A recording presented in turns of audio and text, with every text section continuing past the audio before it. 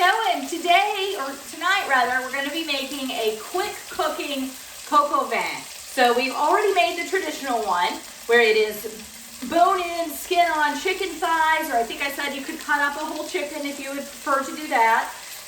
Feeds 6 to 8 people, but it's like a weekend meal. It's great for entertaining. It's a long, slow cook. This is going to lower your cook time by about 45 minutes. Or, I'm sorry, to about 45 minutes.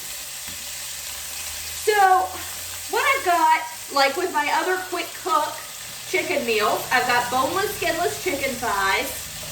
I've got my heat on, I know you can hear the sizzle. I've got my heat on medium high, so not screaming hot, not as hot as it'll go, but pretty high up there. And I'm just giving them a sear on either side. And I went ahead and put my bacon pieces in here as well, just to go ahead and start getting a cook on those.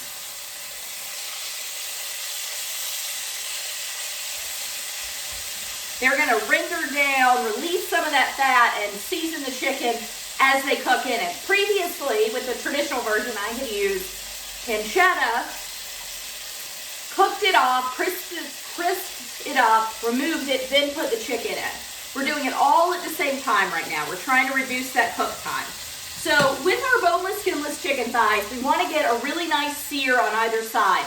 Without the skin, these are going to want to stick. So wait until they just naturally release. That way the chicken doesn't tear. They look prettier. They're whole pieces, and you're going to taste a little bit of crispy exterior. Not as much as if they had skin on, but there's some trade-offs you have to make in order to get this on the table in 45 minutes. So, also while we're doing our bacon at the same time. Now, like I said, I used pancetta previously. I just prefer the pancetta. I think the bacon has, it's got such a bold, smoky taste on its own that I do kind of like to tone it down a little with pancetta in the traditional version, or in my more traditional version. I think actual normal traditional Coq Au Vins do call for bacon, so you could certainly use bacon in that long cook version as well. But because we're cutting down on cook time, and because we are, we're trading in, we're getting time back, but we're trading in that slow cooked flavor, right? So obviously we're losing the bone-in, skin-on chicken, which is going to deliver a lot of flavor during a long cook period. But that's one reason that I'm choosing to go with bacon over pancetta. It's going to inject some flavor into this dish that's going to kind of help even out somewhat on that cook time that we're losing.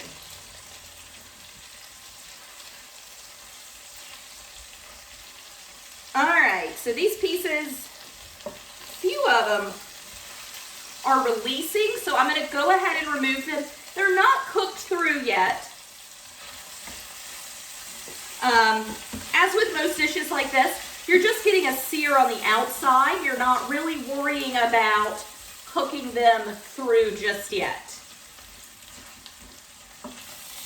I'm going to move what's left, little thicker pieces, right into the center. Okay, so in cutting down on time, instead of dicing an onion, we're going to use frozen pearl onions. I am going to slice this one in half just because it's so large. Most of them are much smaller. That's the only really big one. So it's a half cup of frozen pearl onions. I pulled them out of the freezer last night. Just stuck a half cup in the fridge to thaw out. So they're going to, I'm not having to chop an onion or a leek as I did in the longer cooking version, but they're going to bring a different texture to the dish as well. It's not just a replacement onion flavor, because the flavor is going to be a little different. We're not going to have the time to cook them down that we would with the other one. So we're replacing it with a little bit, some of that flavor with some texture difference as well. As for celery, I've got 3 stalks. 2.5, honestly, one's kind of small. I'm not even going to cut that one in half. And I'm just gonna cut these into sticks. I'm not gonna dice them up like I did with the long cook version. That's not so much a time saver as it is somewhat of a texture saver. And it's helping keep a lot of my vegetables in a larger, similar size too. So we're just gonna cut these. Here we go. These bottom pieces, I am gonna give another slice down the middle. Now, if you want to just cut these up, as I said, doing them this way isn't so much saving us time as it is keeping our vegetables all about the same size so they're cooking at the same rate. Because one time saver that I'm going to use is baby carrots. I've got a couple handfuls of baby carrots, probably about a cup of carrots. As you can see, about a cup of baby carrots here. These are ready to go. I'm not going to do anything to them. So that's why I did my celery in the size that I did, just to, again, kind of keep that same cut going. All right, so I'll get my chicken out, and I'm gonna get my bacon out. Again, pancetta fine if that's what you wanna use, but bacon is just helping add some flavor in. And even though I cooked with bacon, there is not that much, there's really not that much oil in the pan. Boneless, skinless chicken thighs, they just put off almost no oil, or excuse me, no fat, because there's hardly any on them. So just add a little olive oil. I'm just gonna let that get started for a minute.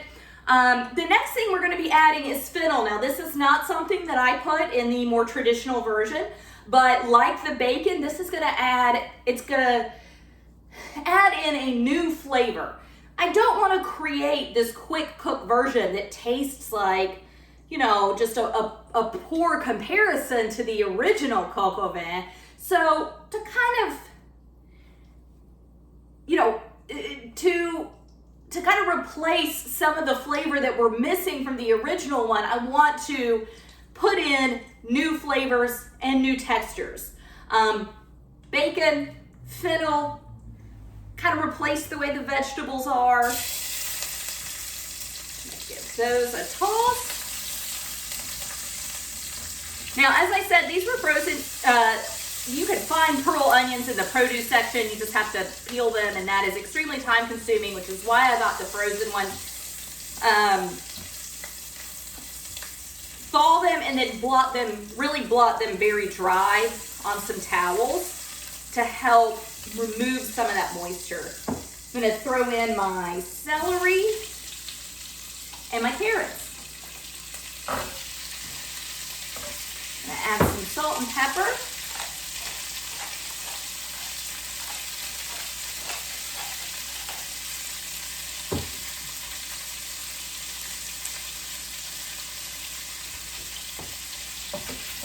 I'm going to go ahead and get everything tossed in that fat.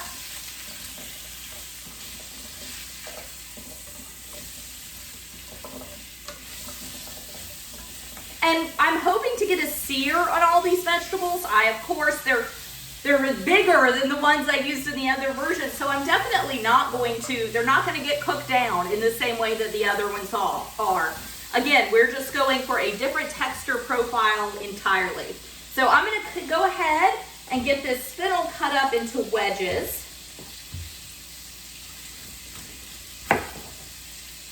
So you just remove the very bottom and the very top.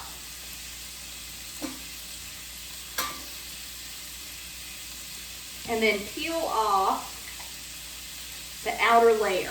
Okay, so it looks a lot bigger than what you usually end up with. I'm going to put the lid on this. Keeps it a little quieter, but it's going to raise the heat in there. So these vegetables are going to cook just a little bit quicker.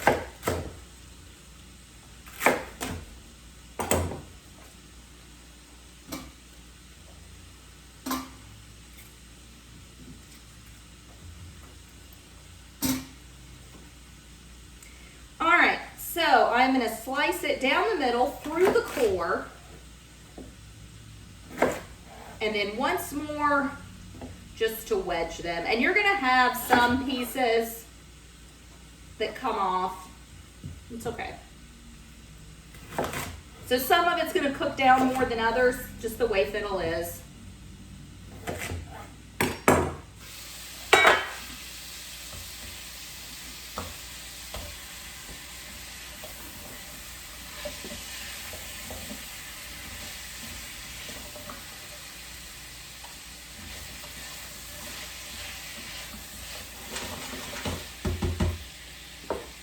And this is, I don't know if I said it, but this is a dish that is meant to just be like a weeknight meal that serves 4. You could easily double everything.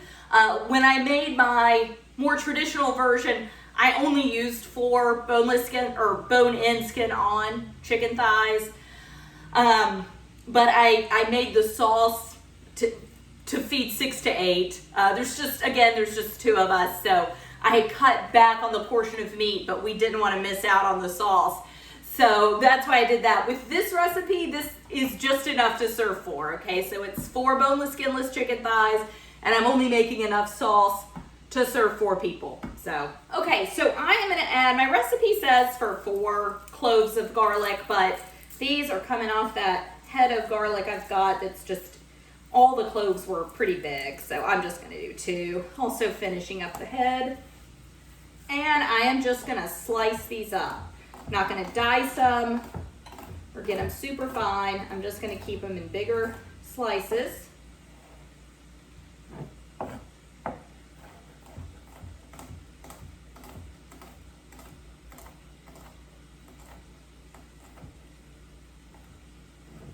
Okay, so I have had the lid on for about 10 minutes, maybe 12, might have been a little longer. Now that I am giving them a good turn, I've actually got even more caramelization, which you might be able to see. So that's good. That's what I wanted. I'm going to turn my heat down to medium. I'm going to get this garlic in, just the garlic we sliced up.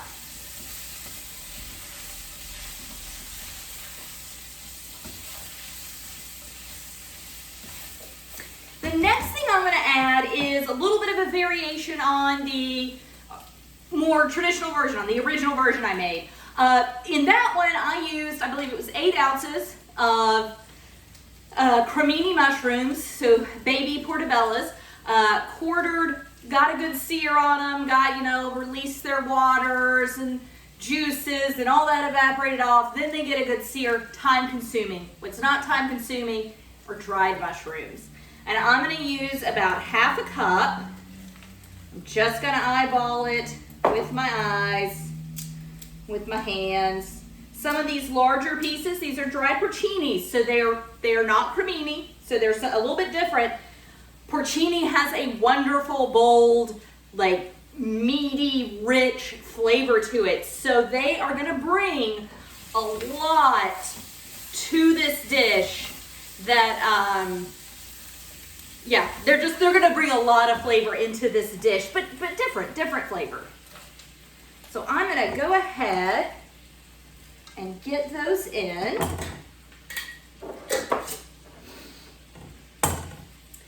And then I'm gonna go ahead and add my spices. So I'm gonna do 2 teaspoons of herbes de Provence. So this is just kind of the French version of Italian seasoning. Some versions of everybody's version is a little bit different. This is actually a store-bought mix I bought. I'm not positive what all herbs are in it, but it's usually something like parsley, sage, rosemary, thyme, just like the song, something in that nature. Maybe I want to say this one doesn't have rosemary in it, but it's got the addition of lavender. Now, not all herbes de Provence has lavender in it. It's probably most of them do. That's a pretty popular herb to put in it to kind of give it a French flavor. It's just going to bring some flavors to the party that we did not have in the original version. So give them a stir. And then just like the original, I'm gonna add in some Wondra. Of course, all-purpose flour would be just fine too.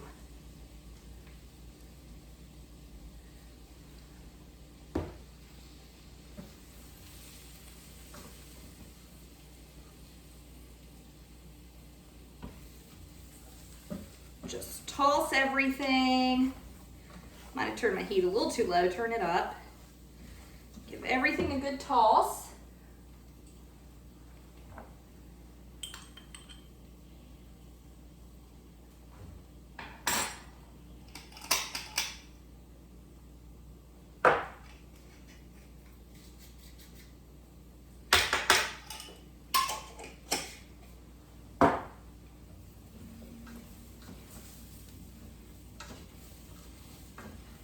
And we just want that Wondra to coat everything and cook down.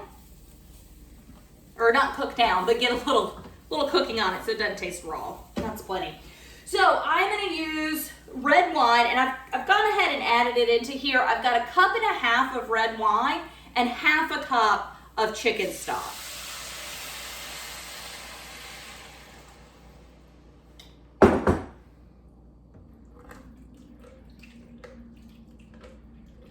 You just want to stir that around, get that anything, and there's a good bit. There's a good bit of fond on the bottom, good bit of stuff stuck to the bottom, so we just want to get all of that released. So this step is really important in any time you're braising, not just with this dish, but anytime you're braising. Once you add that water in, getting all the flavor that's stuck on the bottom cleaned off. It's also going to help you down the road do your dishes. I know that sounds silly, but it honestly is going to help your dishes not come out cleaner, but it's going to cut down on the scrubbing time.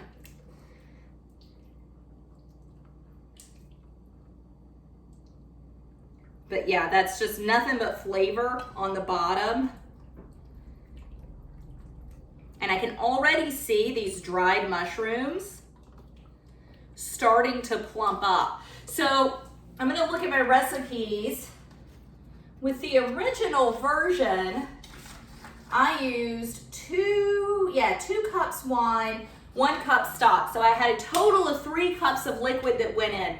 In this version, it's a total of 2 cups of liquid, yet I've cut the recipe in half, right? But it's still, obviously 2 is not half of 3. That extra 1/2 cup, honestly, of the wine, extra 1/2 cup of wine that I'm adding instead of just truly cutting it in half, is to plump the mushrooms up, okay? Because we use dehydrated mushrooms, right? So they need liquid to plump up.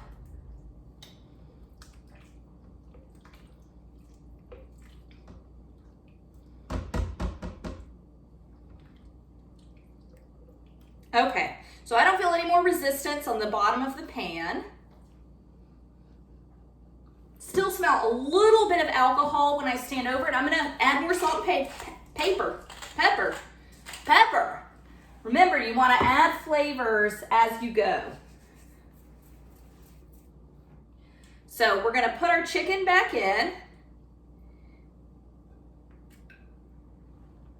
Pretty side up. We don't have a skin side, but you do have a presentation side, right? It's that first side that you cooked. I'm gonna throw my bacon bits. They're not bacon bits, it's chopped pieces of bacon. Gonna get them and all the drippings back in. So my timestamp on the camera says, it's hard to read, I think it says 28 minutes though. So we have been cooking for just under 30 minutes and we're basically done. The chicken, not entirely cooked through, but it is mostly cooked through. Those boneless, skinless chicken breasts, once you take that bone out and spread them out flat, it's a fairly thin piece of chicken. So it is not gonna take long for them to cook through. I do want to turn this off. I'm not gonna finish cooking on this. I will put it back on my real stove. So my guess is it really shouldn't take more than 15 more minutes before this is ready to go.